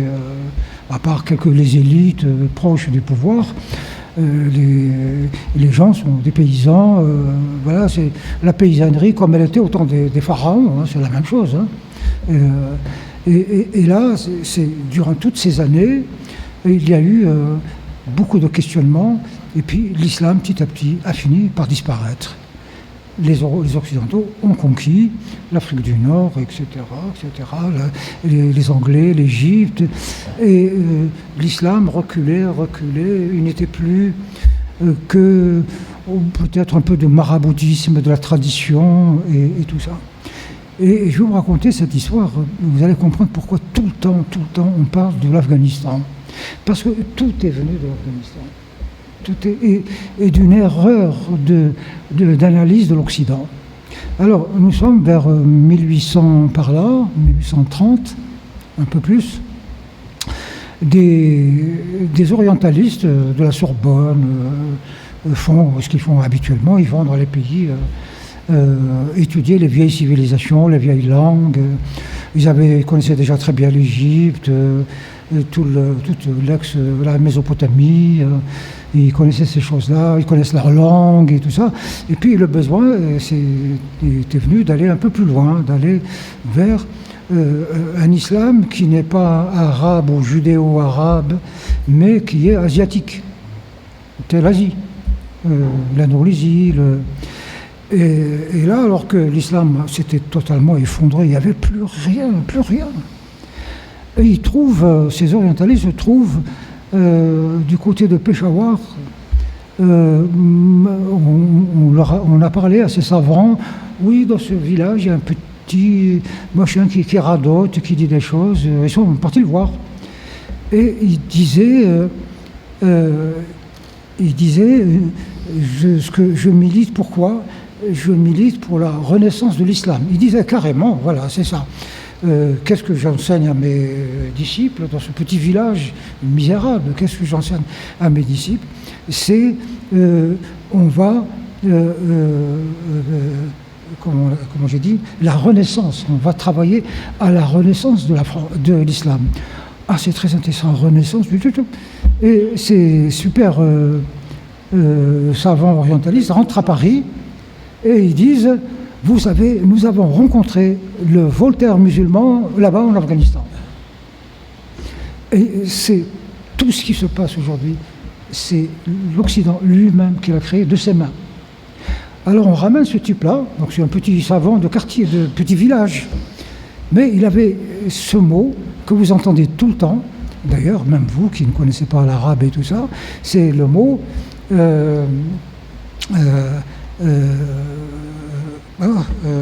ça va revenir, pardon. Bon, alors il dit, voilà, le Voltaire musulman, on le fait venir et puis il commence à raconter, mon but c'est de l'islam, et puis ce truc a été le parti dont je parlais, c'était le parti tunisien, là. Destou. Hein? Le Nahda. Le mot arabe, le mot révolution, renaissance en arabe, c'est Nahda. Et c'est pour ça que vous avez maintenant dans tous les pays musulmans des partis qui s'appellent Nahda. Nahda en Tunisie, en Algérie, il y a un parti qui s'appelle Nahda. Et c'est que pendant que ce petit bonhomme qui était là, reçu à l'Institut de France, et on l'écoutait, on essayait de traduire ce qu'il... Et puis comment il voyait... Et en quelques jours, il est devenu la coqueluche de toute l'Europe. Reçu à l'Académie française, reçu à l'Assemblée nationale, reçu au Sénat, reçu à la Cour. La Renaissance. Parce que dans l'esprit des Français, c'est Renaissance au sens de la France, c'est-à-dire les Lumières. Et le seul qui a... Il a dit, attendez, là, vous vous trompez, là. C'est Ernest Renan. Regardez dans Internet, lisez le fameux discours d'Ernest Renan, qui, voyant ce bonhomme balader comme ça sur un pavois, carrément, d'une capitale à l'autre, Berlin, il était accueilli triomphalement, Londres, Rome, et répétait la Nahda, la Nahda, la Nahda. C'est que dans le pays musulman, de partout, des jeunes ont accouru. Il y a quelqu'un qui est en train de faire la révolution islamique. Ils arrivent à Paris et c'est le maître. Ils en font le maître. Ils sont autour de lui. Et Ernest Renan disait: la France a mis le doigt dans un engrenage dont elle ne sortira jamais. Et c'est exactement ce qui s'est passé. Parce que c'est lui, naïvement, ils parlent de la Renaissance dans le genre, ma religion a disparu, il faut la faire renaître. Donc, qu'est-ce qu'on fait? Eh bien, d'abord, il faut reprendre l'arabe, on a perdu l'arabe, et dans tous ces pays, on ne parlait plus que les langues d'avant. L'afghan, on parle le pachtoun, on parle, et ainsi de suite. En Algérie, on parle le kabyle, on parle le berbère, l'arabe avait disparu. L'arabe n'a été véhiculé que par le Coran. À partir du moment où il n'y a pas d'islam, la langue a disparu. Alors, cher Boualem, puisqu'on va bientôt donner la parole à cette salle, et on va aborder justement cette renaissance. Pourquoi la renaissance arabe islamique ne s'est pas faite sur des bases d'acceptation de la connaissance, etc. Avant de commencer cette conférence, on a eu un échange avec Jean-Pierre Lecoq, le maire du 6e arrondissement, qui nous accueille généreusement ici, et Édouard Guillot, qui est là, sur la question de l'identité française. Et tu as eu cette phrase assez forte en disant « Je cherche à remettre le français dans sa propre identité ». Alors qu'est-ce que ça veut dire? Parce qu'en France, on a des partis situés à l'extrême gauche qui parlent d'une nouvelle France. Comment aujourd'hui on peut conjuguer, si je puis dire, les apports de la modernité avec les fondamentaux de la civilisation et de la culture? Alors ça se pose pour le monde arabe, mais ça se pose ici en France. J'aimerais bien t'entendre là-dessus. Alors, juste pour ne pas laisser le public comme ça suspendu, je termine petit truc, comme ça on passe à l'aise à la suite. Et donc ces disciples qui ont accouru de partout, d'Algérie, d'Égypte, tout ça, chacun a interprété les dires du maître à sa manière. Alors, en gros, il s'est créé à peu près 4 courants. Ces jeunes sont rentrés chez eux et ils ont mis en circulation les idées du maître et les ont mises en application. Alors, il y a ceux qui disaient ah ben oui, on va faire la restauration de l'islam, et la Renaissance, en faisant ce qu'ont fait les Européens, les Lumières. Voilà, donc on va mettre et ils ont appelé ça l'islam des Lumières. C'est-à-dire on accroche le wagon de l'islam à l'Occident, à la civilisation des Lumières, et voilà, ça va être magnifique. Tout à l'heure, je vous ai parlé de Mohamed Harkoun, Abdelwahab Medeb, Malek Chebel. Ce sont les représentants de cet islam. C'est vraiment peanuts, évidemment. Si on compte tous les musulmans très cultivés, très intelligents qui travaillent sur ça, on ne va pas rassembler 100 personnes. Et qui ne sont même pas d'ailleurs d'accord sur qu'est-ce que c'est que les Lumières, lesquelles, et comment et pourquoi. Bon, ça c'est la première truc. Et puis, il y a ceux qui disaient... mais pas du tout. Pas du tout. On va retourner au Coran, apprendre le Coran. C'est comme ça que l'islam, avec le prophète, a démarré. Tout simplement, on récite le Coran, et lui, dans notre tête, il va tout régler. Il va nous rendre plus intelligents, plus forts, plus... Voilà, donc on absorbe du Coran, et ça, c'est ça qu'on appelle le salafisme. Le mot salafisme vient du mot salaf, qui veut dire quoi? Les ancêtres, tout simplement. On revient à l'islam des ancêtres, c'est-à-dire au temps du prophète. C'est-à-dire qu'on est là, on apprend le Coran, et le Coran va nous travailler de l'intérieur et faire de nous de bons musulmans. Et ce courant est très fort en France en ce moment, vous le voyez bien, on les appelle les piétistes, ou enfin ils sont salafistes, piétistes, etc. Ils sont dans le Coran, ils s'habillent comme le prophète, ils mangent comme le prophète, tout. Deuxième courant, qui est très fort. Le premier, c'est très marginal, l'islam des Lumières. Le troisième, lui, il est de son temps. Et ils ont dit, ben non, on n'est plus au XIVe siècle, on est au XXe siècle, on va utiliser les instruments de la gîte propre. C'est ce que font avec le LFI, tous les partis islamistes qui, ils font de la gîte propre, ils sont dans les banlieues, ils se créent en parti, ils agissent, ils revendiquent, et c'est eux qui nous empoisonnent l'existence avec leur demande tous les jours. Et ça, dans les pays occidentaux démocratiques, ça fonctionne très bien. parce qu'ils ont le droit, démocratiquement, il a le droit de défendre sa façon de voir, et ça fonctionne très très très bien, au point que peut-être bientôt ils vont être majoritaires en France. Mais le quatrième mouvement est encore, c'est celui de la radicalité, c'est eux, ils tiennent le discours suivant. Dieu n'a négocié avec personne. Dieu, il a envoyé le Coran, il a dit c'est ça et rien d'autre. Tu te mets à genoux et on n'a pas besoin de ta foi. Tu appliques ce qu'on te dit de faire, ce que le Coran te dit de faire. Voilà. Et après, bon, dans ta tête, tu fais ce que tu veux.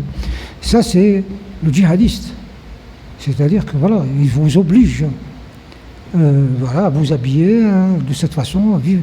Alors, en France, en ce moment, c'est 4 courants, à part le premier qui est plutôt faible, mais quand même ils sont actifs au niveau institutionnel.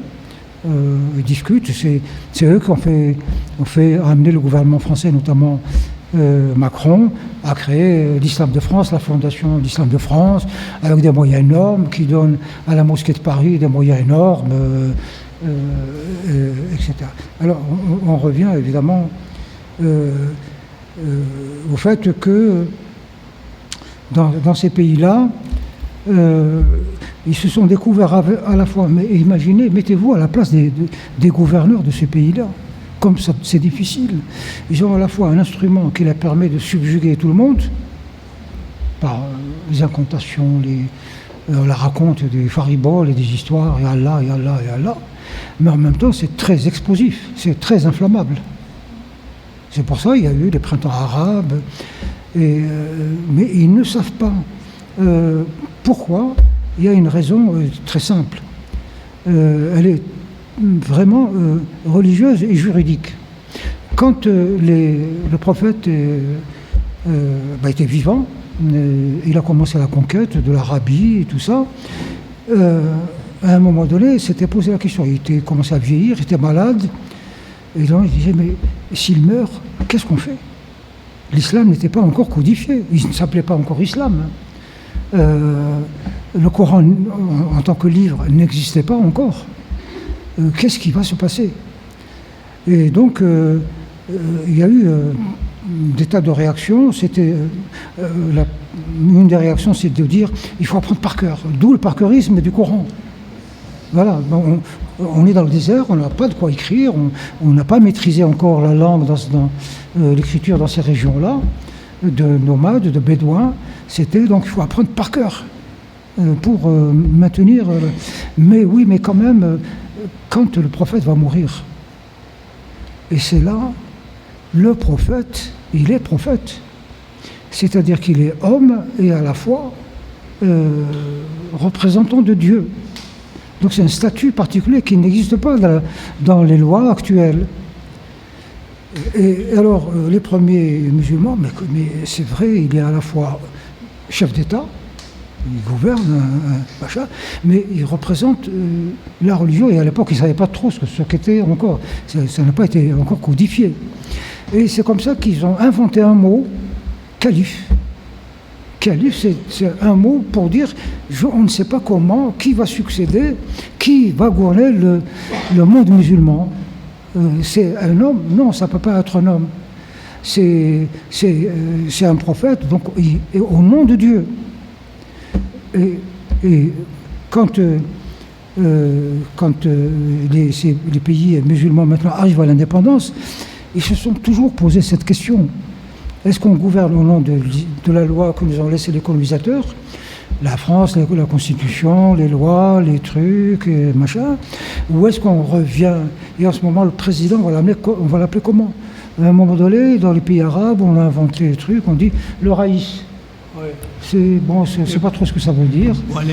Est-ce que c'est aussi dangereux que tu le dis, cette espèce de capture de l'Occident par l'islam? Dans une précédente conférence qu'on a fait ici sur les empires et la force avec Édouard Guillot, qui est ici présent, on montrait que les empires avaient une chance de durer et de perdurer quand il y avait un pays qui était le porteur, en quelque sorte, de cette civilisation. Mais aujourd'hui, dans le monde islamo-arabe, il n'y a aucun pays qui est porteur ni pas plus de l'islam que de l'islamisme, que de la Alors là, culture musulmane. En quelque sorte, est-ce que finalement, sans exagérer, est-ce que ce monde arabe n'est pas un tigre en papier? Mais là, tu poses une question absolument essentielle. Et tu vas voir à quel point elle est essentielle. C'est que quand donc, les Européens colonisent le monde musulman, l'islam s'effondre. Ensuite, Nahda, on repart, on se bat pour l'indépendance, on est indépendant. Et c'est là que ça commence. C'était... comment je vais formuler ça? Tant que je retrouve aussi l'idée que j'allais développer. Hein? J'ai perdu ouais, non, oui, bien sûr, ça va revenir. C'est sur l'Empire. Voilà, on y arrive. Oui, c'est ça. C'est le mot empire. Je cherchais le mot empire. Le monde arabe a toujours été un empire. Au départ, c'était l'Arabie. La Mecque est en Arabie. Le prophète est arabe. Le Coran est écrit en arabe. C'était ça. Sa base et son giron, c'est l'Arabie. À partir de là, il a rayonné, il a conquis toute l'Afrique du Nord, le Sahel, l'Asie, etc. Et là, ça a été le plus grand empire de tous les temps. Et puis, ça s'est effondré parce que, à un moment donné,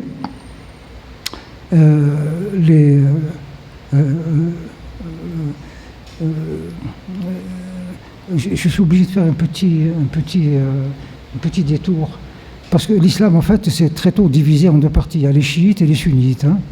Voilà. Donc, les musulmans, dépendants de l'Arabie, disaient « nous sommes les seuls légitimes. Nous sommes arabes, le prophète est arabe, le Coran est arabe, etc. etc. Et nous allons arabiser le monde. » Voilà, donc tout le monde doit parler la langue de Dieu, qui est l'arabe. Mais les chiites, à côté, ils disaient « mais vous êtes des hérétiques. Les seuls véritables musulmans, c'est nous. » Parce que le prophète lui-même, quand il était mourant, on lui a posé la question « tu vas mourir, qui désigne ton successeur ?» Il a désigné Ali. Il l'a désigné Ali. Le prophète meurt, on se réunit normalement pour introniser Ali. Coup d'État, on intronise quelqu'un d'autre, Abou Bakr. Et ceux qui étaient pour la succession par Ali ont quitté la salle et ils sont partis là-bas en Iran, ils se sont installés là-bas. Et ils disent, nous sommes les seuls légitimes parce que nous avons continué à désigner nos chefs étant les enfants d'Ali, les petits-enfants d'Ali. Voilà, donc on s'est retrouvé avec deux légitimités qui s'affrontaient. Bon, le temps passe, les années passent, et se crée un nouvel empire. C'est l'Empire ottoman. Il gouverne, il a repris tout l'Empire. Et puis, bon, colonisé en 1900, au début, la Première Guerre mondiale, l'Empire ottoman s'effondre, le califat disparaît, et l'Empire ottoman disparaît, ça devient la Turquie. Alors, aujourd'hui, on a trois légitimités qui s'opposent, qui s'affrontent. Les Arabes, qui ont du pétrole et qui sont nombreux, ils sont 350 millions, ou 400, ils disent, nous, l'islam est à nous. C'est nous qui allons gouverner l'islam. Les chiites, ils disent non, c'est nous, parce que nous sommes les seuls légitimes. Vous êtes des hérétiques. La Turquie dit, c'est nous, parce que le dernier empire ottoman, c'est la sublime porte. Donc c'est nous. Donc vous voyez bien qu'en ce moment, et ces dernières années, vous voyez bien l'affrontement entre Arabes, Turcs et Iraniens. Et puis, bon, ça fonctionne tant bien que mal. Et puis, il s'est créé quelque chose, mais alors vous n'imaginez pas dans quel désarroi les théologiens musulmans qui travaillent sur le fond, pas sur les trucs politiques et tout ça, sont désorientés aujourd'hui. Parce qu'il est en train de naître un islam hors des terres d'islam. C'est en France, en Europe. C'est un islam qui a maintenant fait racine. Et évidemment, les musulmans, les arabo-musulmans en France refusent la tutelle de l'Arabie saoudite, ils refusent la tutelle de l'Iran, ils refusent la tutelle de la Turquie, ils veulent s'affranchir. Et voilà. Et là, depuis déjà Napoléon, on se pose la question, la chose est là. On ne peut pas l'éradiquer. Donc, il faut trouver, faire par exemple ce que Napoléon a fait avec les Juifs. En très peu de temps, ils ont fait un deal qui fonctionne jusqu'à présent. Il n'y a eu aucun dégât, aucune histoire. Ils ont discuté sur des questions vraiment de doctrine religieuse. Les Juifs ont été interpellés et ils ont quand même trouvé des solutions. Et finalement, ça fonctionne. Alors, maintenant, les autorités occidentales, françaises, en fait, c'est surtout en France, parce que c'est là que la communauté musulmane est très diverse. En Turquie, il y a surtout, en Allemagne, il y a surtout des Turcs. Donc c'est pour eux simple. Les Turcs font allégeance à Constantinople. Voilà. Et là, vous avez tous les islams, chiites, sunnites, ils font allégeance à qui? Au sein de la population française, des intellectuels, ils essayent de canaliser ce mouvement pour que les musulmans de France se définissent comme français. Il doit d'abord dire « je suis français musulman, je ne suis pas musulman français ». Mais qui va poser cette question? Napoléon, on fabrique des Napoléons tous les 3000 ans. On est plutôt à Jupiter. Comme à Jupiter. Il nous reste un bon quart d'heure. On va prendre quelques questions si vous voulez bien. Ah oui, à bientôt les amis. Merci. Portez-vous bien. Alors, madame, merci de vous présenter rapidement. Hein. Vous donnez votre nom si vous voulez bien. Donne-moi de l'eau s'il te plaît. Oui. Je meurs de soif. Allez-y. Alors, je m'appelle Fanny Bichon. J'ai lu votre dernier livre, La Légende, et je cite là une phrase de votre livre. Vous dites « Je suis déçu qu'au XXIe siècle, il ne s'est pas trouvé un seul intellectuel musulman d'envergure mondiale, oui, une centaine d'intellectuels musulmans d'envergure mondiale capables de rassembler une centaine de ses pairs pour refonder l'islam. Oui. Ils seraient les premiers protestants musulmans. Ça m'a beaucoup amusé parce que je suis protestante, enfin je suis agnostique, mais je suis protestante et que j'ai vécu en Algérie quand j'étais toute petite, avant et après l'indépendance. J'étais adolescente à l'indépendance. Et à l'époque, quand j'allais à l'église, quand j'étais avant de ne plus croire, c'était l'église réformée, qui s'appelait l'église protestante réformée.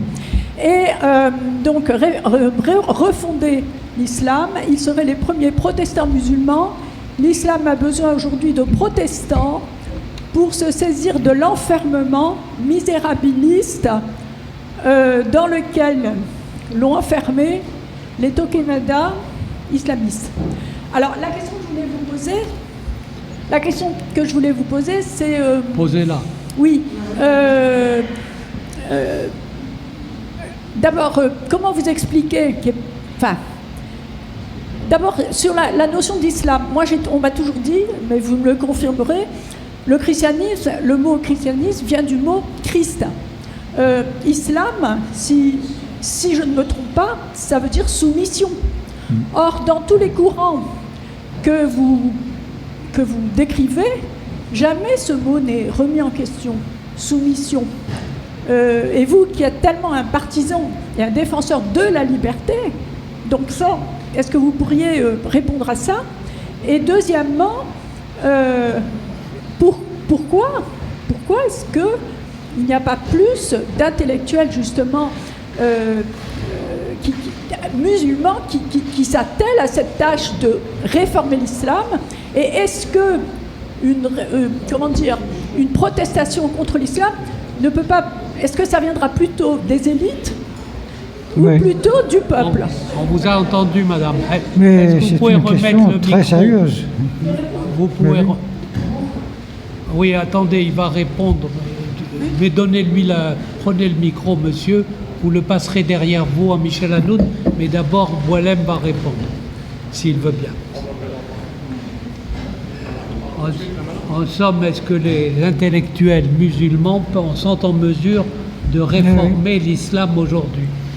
C'est la question posée. Qu'est-ce que tu en penses?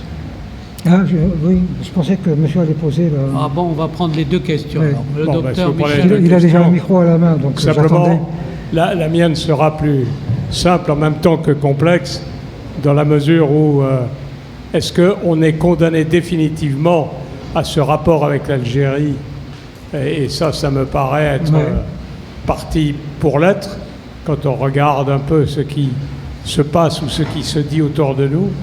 Et vous qui avez été au cœur du dispositif et qui êtes à la fois avec un regard français, mais aussi, je vous entendais ce matin sur Europe 1, vous êtes algérien par ailleurs. Comment est-ce qu'on peut sortir de ce bourbier, si tant est qu'il serve ou les uns ou les autres aujourd'hui, et qu'on n'a pas le sentiment qu'il va se passer quoi que ce soit avec cette évolution-là. Alors il ne faut pas parler, il ne faut pas évoluer, il ne faut rien dire, et baiser les babouches des uns ou des autres, mais pourquoi faire? Merci Michel. Oui. À toi. Oui, alors la question du rassemblement, c'est une question absolument cruciale. Il n'y a pas de méthode pour rassembler les gens. On se rend compte que c'est extrêmement difficile. Moi, ça fait au moins 15 ans que je milite en France auprès de mes copains qui sont philosophes, comme Michel Onfray, Luc Ferry, et tous, vous les connaissez tous, vous les voyez tout le temps à la télévision, c'est des gens qui ont un immense savoir.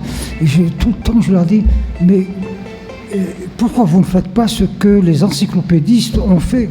Diderot, d'Alembert, et réunissez-vous, allez dans un village, 30, 40 philosophes, mettez-vous ensemble et passez le temps qu'il faut, 1 semaine, 2 semaines, et sortez avec quelque chose. Vous rendez que simplement réunir 30 à 40 philosophes, c'est impossible.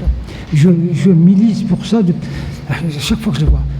Michel, tu te lances, il faut que quelqu'un se lance. Fais un papier, tu le publies, ils vont... Mais il y a des problèmes d'ego, des problèmes de... ça devient... Et pourtant, c'est sans danger en France. Demander, appeler au rassemblement dans tout autre pays du Sud, c'est vous appeler à l'insurrection, ça veut dire. Ça, c'est le cachot et la peine de mort. Voilà, c'est de la sédition. On se rassemble pourquoi? C'est l'État, il y a un État, il fonctionne, il n'a pas besoin de... Bon, on est dans une société démocratique. Et ce qui est drôle, c'est que dans toutes les autres professions, on le fait. Les dentistes se réunissent, les psychologues se réunissent, les chefs d'entreprise se réunissent, ils font des tables rondes, Pourquoi pas les philosophes?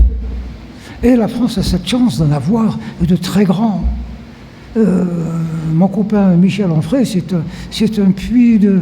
Ça sert à quoi de passer son temps à faire du commentaire de la politique au jour le jour? Ça sert à rien. Réunissez-vous, faites... il y a 2-3 thèmes sur lesquels... Qu'est-ce que c'est que la démocratie aujourd'hui? Moi, le prochain livre que je publie, qui est déjà quasiment écrit, mais que je ne veux pas publier maintenant, parce qu'il y a déjà la légende qui est dans le circuit. L'année prochaine, c'est la démocratie, parlons-en. C'est sur la démocratie. Qu'est-ce que c'est que la démocratie aujourd'hui? La démocratie, jusqu'à 70 ans, jusqu'à la Première Guerre mondiale, on comprend. C'est quelque chose qui est né dans un terroir français, entre Français, puisant dans leur culture, dans leur tradition. Ça sort de là. Qu'est-ce que c'est que la démocratie aujourd'hui? où la mondialisation déjà a pris à peu près la moitié du pouvoir de la souveraineté, ça se décide d'ailleurs, ça se décide à New York, ça se décide sur les marchés, ça se décide, voilà. C'est quoi? Il faut en parler. Il y a maintenant des communautés qui ne sont pas nées là-dedans, et qui sont là, et très bien, c'est formidable, mais qui ne s'intègrent pas, donc ils peuvent être à un moment ou à un autre une menace. Et en tout cas, il faut vérifier si c'est une menace ou pas par rapport à la démocratie. Parce qu'ils peuvent développer peut-être une démocratie à côté, comme vous avez dit, les protestants. Ben, les protestants, ils ont développé leur religion à côté des catholiques et ça fonctionne.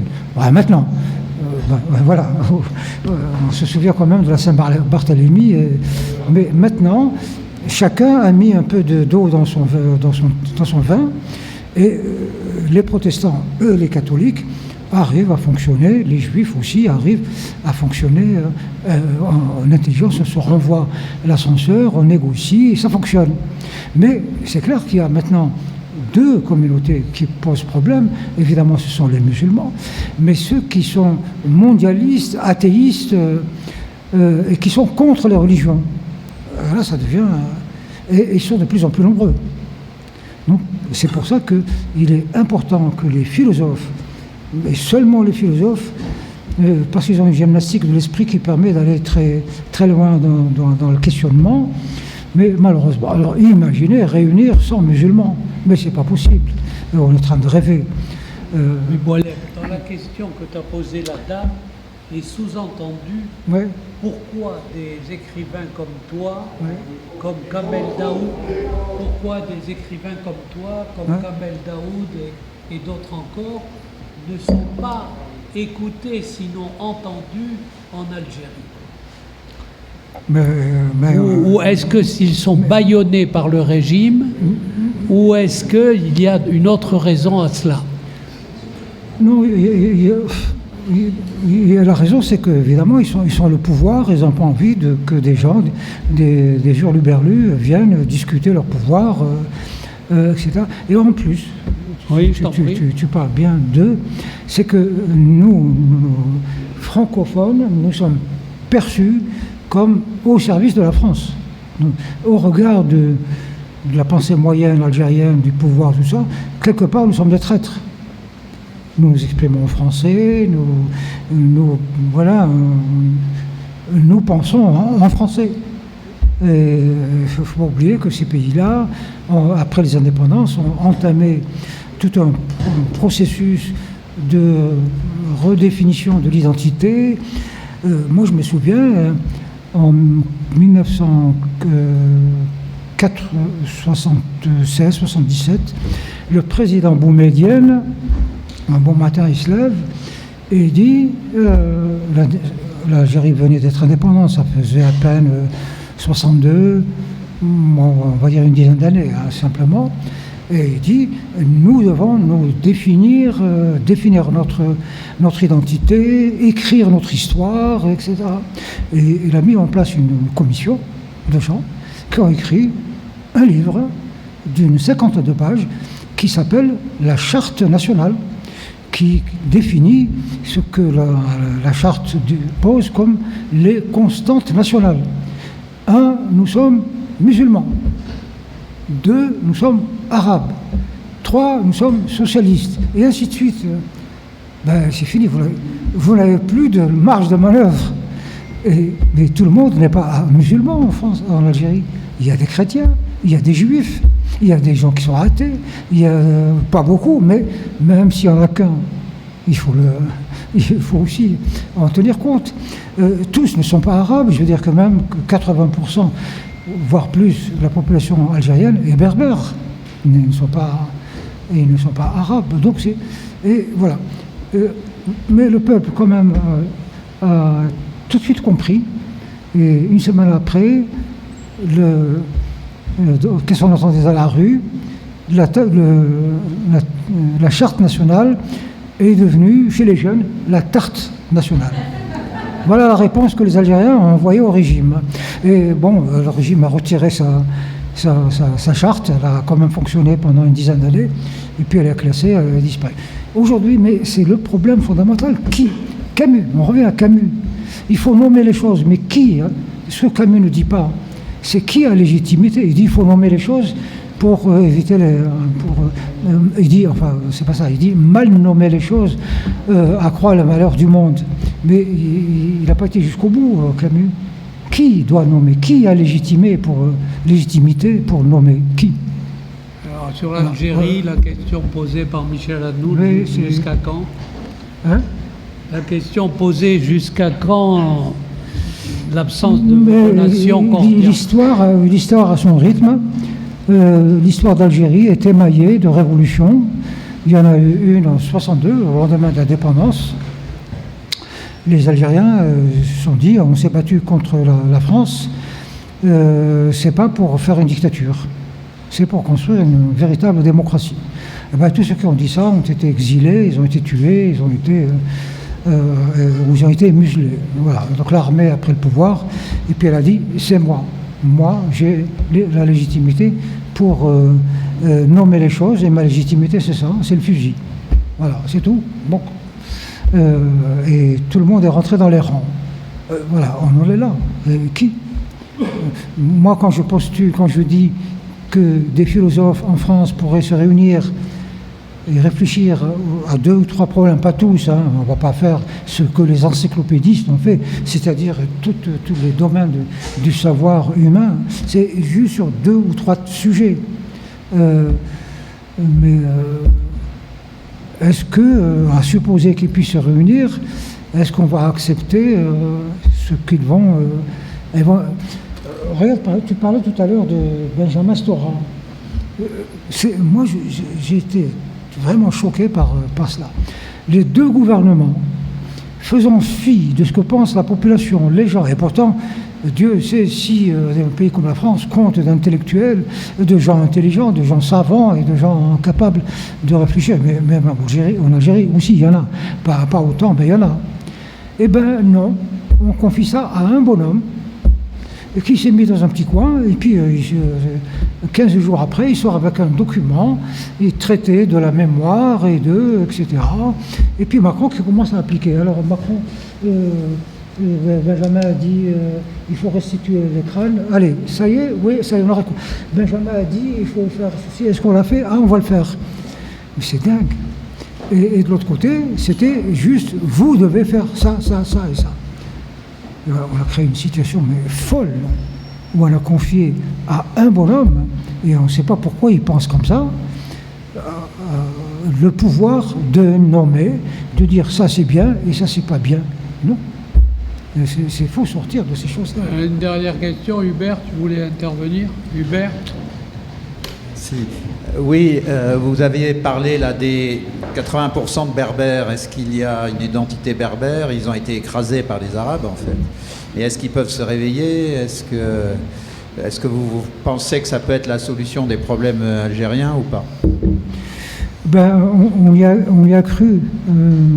Moi, ça fait très très longtemps, je pense à ce phénomène d'ordre général. Quand il y a un système, on cherche à identifier ce qu'on appelle les forces de changement. Alors, ça peut être l'économie. La France, au temps de ce qu'on a appelé les 30 Glorieuses, je crois que c'était plutôt l'économie. La force de changement, elle était là. Elle a modernisé le pays, déplacé des populations qui étaient un peu encristées dans leur village, etc. Et donc, ça a amené l'ouverture sur le monde. Bon, aujourd'hui, quelles sont les forces de changement? Bien là-bas. Les partis politiques sont maigrelés, ils ont absolument aucun pouvoir, ils sont très limités dans leur capacité à analyser. L'économie n'est plus une force de changement, parce que la nouvelle économie n'est pas encore née. Numérique, on en parle comme on parle de l'Arlésienne, mais on ne la voit pas pour le moment. Et voilà, donc c'est une machine dans laquelle il n'y a pas de carburant, il n'y a rien pour la faire avancer. On en est là. Alors en plus, nous sommes dans une situation où En France, pour des raisons mais tellement ridicules, on a pensé qu'à un moment donné, le temps des politiques était fini, il faut passer la main aux gestionnaires, aux technocrates. Ben, c'est eux qui... l'exemple en est Macron. Macron est un homme très intelligent dans une banque, pas à la tête d'un État. Ben, dans une banque, il ferait du très bon travail, certainement, mais voilà, c'est les forces de changement. Alors moi, je sens, depuis quelque temps, que la force de changement, mais elle est colossale, c'est le peuple. Ça gronde, on sent qu'il y a une force qui est en train de se constituer, qui comme elle s'interroge, est-ce que je vais y aller cette fois ou est-ce que je vais attendre, est-ce que ça va déborder? Il y a une violence au sein de... alors, ça peut être le volcan, ça peut être terrible, c'est 1789, ça peut être ça. Donc, des tas de forces vont se libérer, mais dans quel sens? Comment elles vont agir avec des pouvoirs faibles? Donc, vous savez, qui disait ça? Les temps forts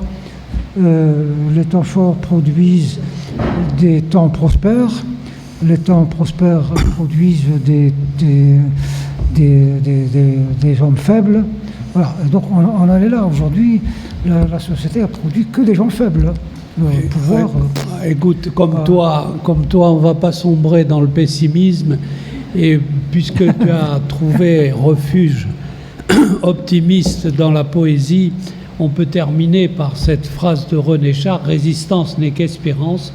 Bravo à toi d'avoir résisté et de quelle manière face à un régime difficile et d'avoir magnifiquement exprimé cette chose-là dans un livre qui s'appelle La Légende. De nombreuses personnes ont ce livre et vous pourrez vous le faire dédicacer si Boualem y consent. Donc merci à toi pour cette très belle conférence et notre conversation qui dure depuis déjà un certain temps. Et espérons qu'elle durera encore longtemps, oui, pas de raison. Parce que nous sommes là justement pour avoir cet éclairage que tu as apporté à la fois sur ta propre expérience personnelle, mais aussi par la force de ton écriture. Je disais au début que c'était ton armure, et vraiment c'est quelque chose de très fort, et tu continues puisque tu prépares un livre sur la démocratie.